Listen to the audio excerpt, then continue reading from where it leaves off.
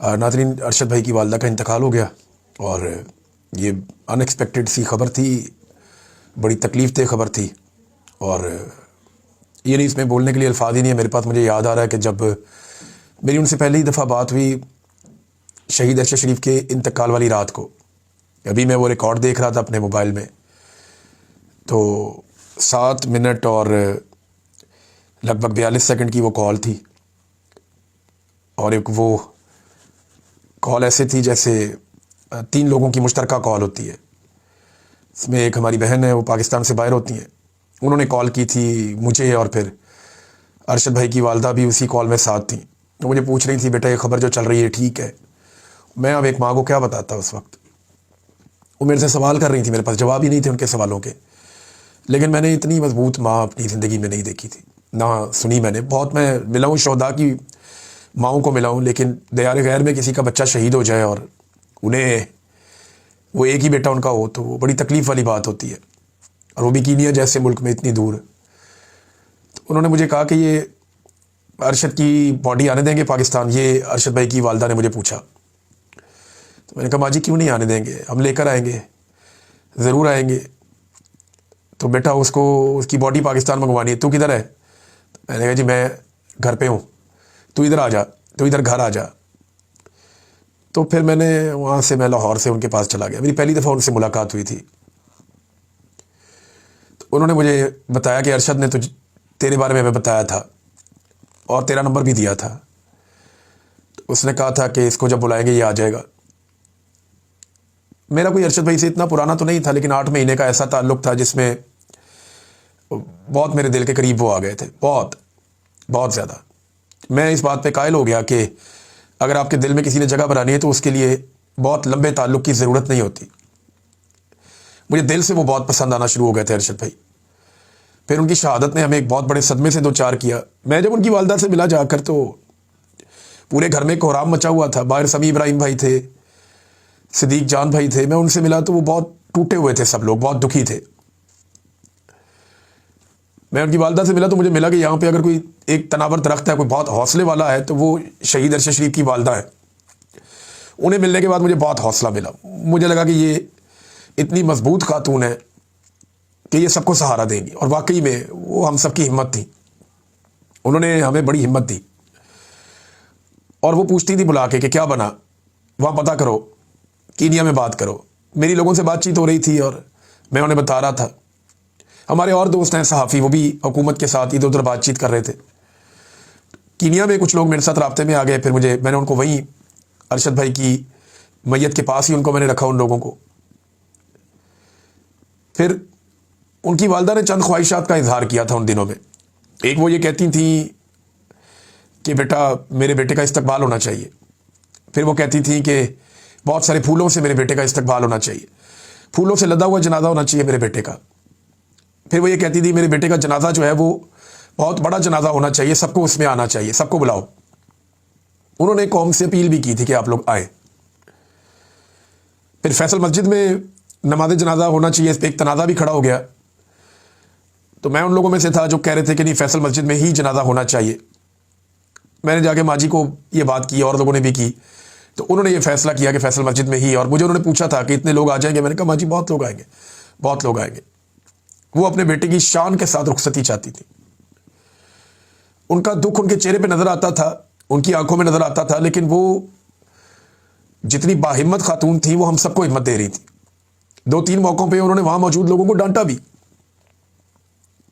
उन्होंने कहा, जो भी आना चाहता है अरशद के लिए फातह ख्वानी करने के लिए, तो घर के दरवाजे सबके लिए खुले हैं। उन्होंने कहा, कोई भी आना चाहे तो वो आ सकता है। कई लोग डर रहे थे कि वहां लोग हमें मारेंगे या हमारे ऊपर अटैक करेंगे, ऐसे लोग जो रिजीम चेंज का हिस्सा थे। लेकिन अरशद भाई की वालदा का हुक्म था, जो भी आता था उनको हम लेकर अंदर जाते थे। मैं खुद 2-3 लोगों को तो मैं दूर से लेकर अंदर गया। उन्होंने जाके अफसोस किया और वो चले गए। और हम सबकी हिम्मत थी। उन दिनों में हम सारे टूटे हुए थे, बहुत तकलीफ में थे, रंजीदा थे, लेकिन अरशद भाई की वालदा ने बड़ा हौसला दिया हम सारों को। पाकिस्तानियों ने उनकी सारी ख्वाहिशें पूरी की। मेरे बेटे का इस्तकबाल करो, पाकिस्तानियों ने शानदार इस्तकबाल किया। मेरे बेटे को जो है उसकी तदफीन, उसका जनाजा ऐसे होना चाहिए, वैसे ही हुआ। उन्होंने फूलों का लफ्ज़ बोला, उनकी गली में कोई जगह नहीं थी पाँव रखने की जहाँ पे फूल ना हो। ہر طرف پھول ہی پھول تھے. آج بھی شہید ارشد شریف کی قبر پہ پھول پرانے نہیں ہوتے. بہت بڑی تعداد میں لوگ جاتے ہیں, جا کے وہاں پھول رکھ کر آتے ہیں. کئی لوگوں کو میں جانتا ہوں ہر ہفتے جاتے ہیں, وہ وہاں سے ویڈیو بنا کر بھیجتے ہیں, تصویر بنا کر بھیجتے ہیں, فاتح خوانی کرتے ہیں وہاں پہ جا کے.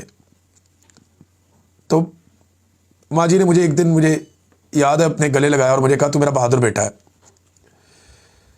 وہ بڑا حوصلہ دینے والی خاتون تھی, بہت بہت زیادہ. میرے پاس الفاظ ہی نہیں ہے, میں ان کو انصاف نہیں ملا. یعنی جو انہوں نے پاکستانیوں سے مانگا پاکستانیوں نے انہیں دیا. ان کے شہید بیٹے کی پاکستانیوں نے قدر کی, جو انہوں نے مانگا پاکستانیوں نے دیا. اور پاکستانیوں نے کہا کہ ماں جی جو آپ حکم کریں. لیکن انصاف نہیں ملا. 3 چیف جسٹس چلے گئے, انصاف نہیں ملا. اور جن کی انہوں نے ایف آئی آر میں نام دیے, انہوں نے ایف آئی آر بھی نہیں ہونے دی. آئی ایس آئی کے افسران, وہ ویل چیئر کے اوپر بیٹھ کے عدالتوں میں جاتی رہی. اس عمر میں اسپتال میں داخل رہی, بیمار رہی. ایک ماں کتنی کوشش کر سکتی تھی؟ 3 سال اور 3 دن, 3 سال 3 دن اس ماں نے کوشش کی انصاف کے لیے. لیکن جن کی مدت ہی 3 سال کی ہے, انہوں نے انصاف ہی نہیں لینے دیا. بڑی ناانصافی کی ہے. ایک بیٹا پہلے شہید ہو گیا, شوہر شہید ہو گیا. ایک بیٹا باقی تھا, وہ کینیا میں دیار غیر میں شہید ہو گیا. بڑا بوجھ تھا اس ماں کے اوپر تکالیف کا. لیکن اب سارا بوجھ اتر گیا, اب سکون ہے.